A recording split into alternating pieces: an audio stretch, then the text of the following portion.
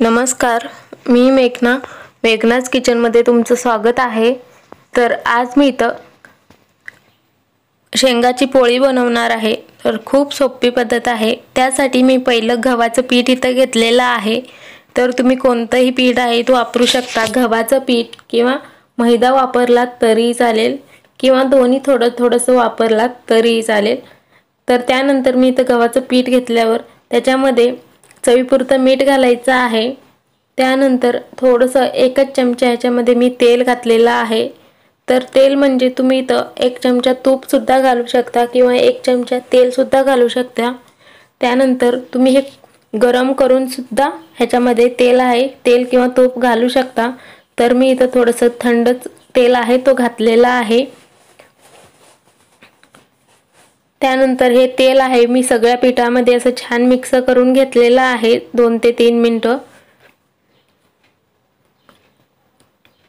त्यानंतर हे सगळं मिक्स करून घेतल्यावरती याच्यामध्ये थोडंसं पाणी घालून आपल्याला हे पीठ आहे तो मळून घ्यायचा आहे। तर शेंगाची पोळी बनवण्यासाठी हे पीठ आपल्याला थोडंसं घट्टसर मळून घ्यायचं आहे। तर त्यासाठी जास्त पाणी नाही घालायचं असं एकदम, तर थोडंसं पाणी घालून हे सगळं पीठ आहे तो असं एकाच ठिकाणी आणून घट्ट असं हे पीठ आपल्याला मळून घ्यायचं आहे।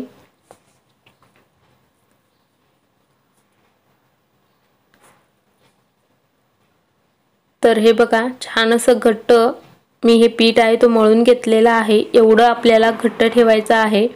खूप जास्त देखील घट्ट नाही आणि खूप असं सैल सुद्धा नाही, कारण जे आपण शेंगाची पोळी बनवणार आहे ते शेंगाचे जे सारण आहे, कूट आहे, तर ते आणि पीठ सगळं समान असायला पाहिजे किंवा एक घट्ट एक असं सैल असं नकोय। तर पीठ मळून आहे तो त्याला बाजूला ठेवून दिलेला आहे साधारण एक 15 ते 20 मिनिटांसाठी। त्यानंतर एका कढईमध्ये मी इथं शेंगदाणे घेतलेले आहेत साधारण 1 वाटी। तर त्याला आपल्याला पहिलं भाजून घ्यायचं आहे। तर शेंगा भाजत असताना थोडंसं गॅस मध्यम किंवा बारीकच ठेवायचा आहे, किंवा मोठा ठेवलात की शेंगा आहे तो जास्त असं काळपट होतील। तर साधारण एक 3 ते 4 मिनिटांनंतर हे शेंगा आपले छान असं भाजून झालेले आहेत। खूप जास्त काळपट होईपर्यंत सुद्धा भाजून नाही घ्यायचं।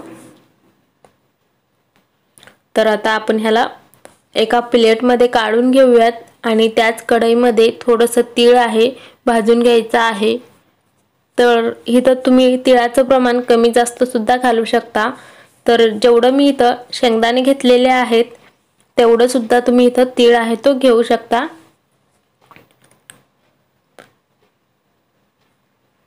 तर हे लगेच काढून घ्यायचं आहे, लगेच हे गरम होतात, नाहीतर असे लगेच कढई गरम झालं की तीळ आहे तो असं बाहेर उडायला सुरुवात होतात। त्यासाठी मी लगेच इथं काढून घेतलेला आहे 1 मिनिटानंतर, 1 मिनिट सुद्धा ठेवलेलं नाहीये। त्यानंतर इथं खोबरं घेतलेलं आहे, सुकं खोबरं। तर त्याला पहिलं मी इथं किसून घेतलेला आहे आणि त्यानंतर ह्याला सुद्धा आपल्याला 1-2 मिनिटांसाठी गरम करून घ्यायचं आहे किंवा भाजून घ्यायचं आहे। तर लाल रंग होईपर्यंत मी ह्याला भाजून घेतलं। तर आता ह्याला सुद्धा आपण बाजूला काढून घेऊयात। तर असं सगळं वेगवेगळंच भाजून घ्यायचं आहे, एकदम नाही भाजून घ्यायचं सगळं, नाहीतर एक असं काळपट सुद्धा होईल। त्यानंतर मी इथं साधारण 1 चमचा इथं बेसन घेतलेला आहे। तर बेसन नाही घातलात तरी चालेल। तर ह्याला सुद्धा 1 मिनिटभर मी इथं गरम करून घेणार आहे। तर बेसन पीठ नाही घातलात तर पिठामध्ये तांदळाचं पीठ घातलात तरी चालेल। त्यानंतर हे थंड झाल्यावरती आपल्याला इथं मिक्सरला लावून घ्यायचं आहे। तर हे मी पहिलं शेंगदाण्याचं कूट आहे तो मिक्सरला लावून घेतलं, त्यातच थोडंसं तीळ आणि खोबरं वगैरे सगळं घालून ह्यात बारीक करून घ्यायचं आहे आणि सगळं एकाच ह्याच्यात घालायचं आहे।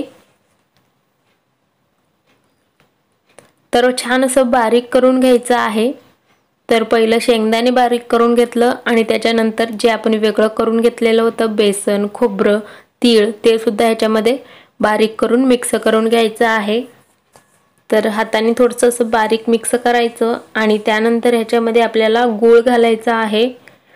तर जेवढं आपण इथं शेंगदाणे घेतलेला आहे तेवढंच आपल्याला इथं गूळ आहे तो घ्यायचा आहे।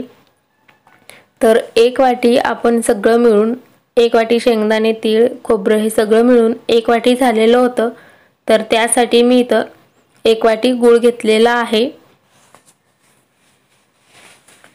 त्यानंतर हाताने थोडंसं असं मिक्स करून घ्यायचं आहे। गूळ आहे तो सगळ्या शेंगदाण्याच्या कूटमध्ये सगळं मिक्स केलं आणि त्यानंतर ह्याला आपल्याला अजून एकदा मिक्सरला लावून छान असं मिक्स करून घ्यायचं आहे। तर थोडंसं घालून तर मी इथं बारकं मिक्सरचं भांडी घेतलेलं आहे। मोठं घेतलात तर तुमचं एकदम होईल। तर हे बघा मी पहिलं मिक्सरला लावून घेतलेलं आहे। तर गूळ आणि शेंगदाणे सगळं छान असं मिक्स करून आलेलं आहे। तर हे उरलेलं सारणाचं सुद्धा मी मिक्सरला लावून छान असं सारण इथं बनवून तयार करून घेतलेलं आहे। तर तुम्ही बघू शकता छान असं ह्याचं असं लाडू सुद्धा तुम्ही बनवू शकता। तर मी तुम्हाला एक लाडू बनवून दाखवते।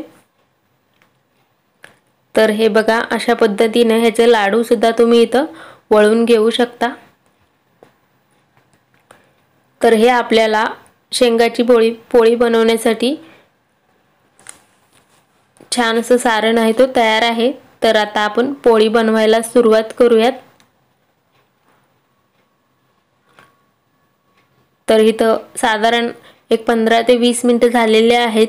तर मी इथं आणखीन थोडंसं पीठ आहे तो मळून घेतलेला आहे। तर मला इथं जास्त पोळी बनवायचे होते शेंगदाण्याचे, तर त्यासाठी मी आणखीन नंतर परत एकदा पीठ इथं मळून घेतलेलं आहे। म्हणजे पहिलं दाखवलेलं होतं व्हिडिओमध्ये ते थोडंसं पीठ होतं, त्यानंतर जास्त पोळी बनवायचं आहे त्यासाठी मी इथं आणखीन थोडंसं पीठ आहे तो मळून घेतलेला आहे आणि दोन्ही एकत्र करून ठेवलेला आहे। त्यानंतर त्याच्यामधलं एक इथं गोळा असं घ्यायचा आहे। तर पोळी आहे मोठं किंवा बारीक जेवढं करायचं आहे तेवढं इथं आपल्याला गोळा घ्यायचा आहे। तर मी थोडंसं मोठेच इथं बनवत आहे। तर तुम्ही बारके सुद्धा पोळी इथं बनवून घेऊ शकता। तर एक पिठाचा गोळा घेऊन त्याला असं पीठ लावायचं आणि त्यानंतर त्याला असं हाताने गोल गोल फिरवत त्याचं एक असं पुरीसारखं पारी इथं तयार करून घ्यायचं। मधला भाग आहे तो थोडंसं जाडसर ठेवायचं आणि कडेचा भाग आहे तो थोडंसं पातळ असं ठेवायचं आणि त्यानंतर ह्याच्यामध्ये शेंगदाण्याचं कूट इथं तुम्ही लाडू बनवून घालू शकता किंवा असं सुट्ट सुद्धा मोकळं सुद्धा ह्याच्यामध्ये भरून घेऊ शकता आणि तुम्ही कमी जास्त सारण सुद्धा ह्याच्यामध्ये घालू शकता। तर सगळं मी इथं घालून घेतलं सारण आणि त्यानंतर हे जे कडेचं जे पिठाचं आहे तर ते आपल्याला सगळं असं मधोमध आणून पीठ आहे तो एकत्र आणून इथंच असं दुमडवून घ्यायचं आहे। तर आता मी तुम्हाला दुसरी पद्धत सुद्धा दाखवणार आहे। असं जर तुम्हाला सारण भरता येत नसेल तर दुसरं आणखीन एक सांगणार आहे। तर पहिलं आपण हे पोळी आहे तो लाटून घेऊयात। तर त्याला थोडंसं असं मी चपटं करून घेतलं आणि त्यानंतर थोडंसं पीठ लावून, तर तुम्ही पीठ सुद्धा इथं कोणतंही लावू शकता आणि त्यानंतर ह्याला हाताने थोडंसं पसरवून घ्यायचं म्हणजे आतमधलं जे शेंगदाण्याचं सारण आहे तो सगळ्या बाजूने कडेला सुद्धा पसरेल आणि त्यानंतर असं बेलण्याने आहे सगळ्या बाजूने असं लाटून घ्यायचं आहे। तर हलक्या हाताने असं गोल सगळीकडं लाटून घ्यायचं आहे म्हणजे आपली पोळी सुद्धा छान असं गोल गोल फिरत मोठं होईल। त्यानंतर तर मी इथं गव्हाचं पीठ वापरलेलं आहे। तुम्हाला जर इथं तांदळाचं पीठ वापरायचं असेल तरी वापरू शकता किंवा गव्हाचं पीठ वापरलात तरीही चालेल। तर इथं बघा आपलं इथं पोळी लाटून तयार झालेला आहे। खूप सोपी पद्धत आहे आणि झटपट होणारे शेंगदाण्याची पोळी आहेत। तर एवढं इथं पातळ बनवायचं आहे। जेवढं आपल्याला पातळ बनवता येईल तेवढं इथं पातळ ठेवायचं आहे आणि ह्या कडेपर्यंत हे सारण तुम्हाला गेलेलं दिसत असेल आणि त्यानंतर हे बाजू जे आहे तर वरचं पातळ असलेला बाजू आहे तो खाली करायचा, वरच करायचा आहे आणि खालचा जर थोडंसं खालचा आहे तो जाडसर असतो ते भाग इथं खाली करायचा आहे। तर 1 मिनिट ह्याला तव्यावरती घालून ठेवायचं, त्यानंतर पलटी करून घ्यायचं आहे। तर आपण उलटं काय ह्याला घातलेलं आहे, तर वरचं जे बाजू आपण लाटून घेतलेलं होतं तर ती बाजू पातळ असल्यामुळे शेंगा आणि गूळ आहे तो वर आहे थोडंसं, ते लगेच गूळ गरम होऊन तव्याला चिटकायला सुरुवात होते, म्हणून आपण दुसरी बाजू खाली घालून घेतलेला आहे। त्यानंतर इथं मी भाजून घेत आहे। दोन्ही साइडने तेल किंवा तूप लावून घेऊ शकता, किंवा जर ह्याला खूप दिवस टिकवायचे असतील तर आता हे भाजून घेताना काहीही लावायचं नाहीये, किंवा लावलात तरी थोडंसं 1-2 थेंब तेल किंवा तूप लावू शकता। पण खाताना मात्र तुम्हाला लागेल तसं तुम्ही ह्याच्यावर तूप घालून हे खाऊ शकता। तर पहिलंच असं तेल किंवा तूप लावलं की ह्याचा असं वास येतो, खूप दिवस नाही टिकत। तर आता मी इथं थोडंसं लावून घेतलेलं आहे इथं दाखवण्यासाठी। तर दोन्ही बाजूने असं उलटण्याने छान असं हलक्या हाताने दाबत हे आपल्याला पोळी आहे तो भाजून घ्यायचा आहे।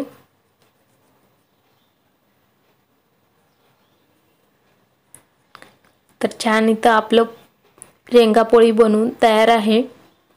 तर आता मी तुम्हाला दुसरं सुद्धा दाखवते।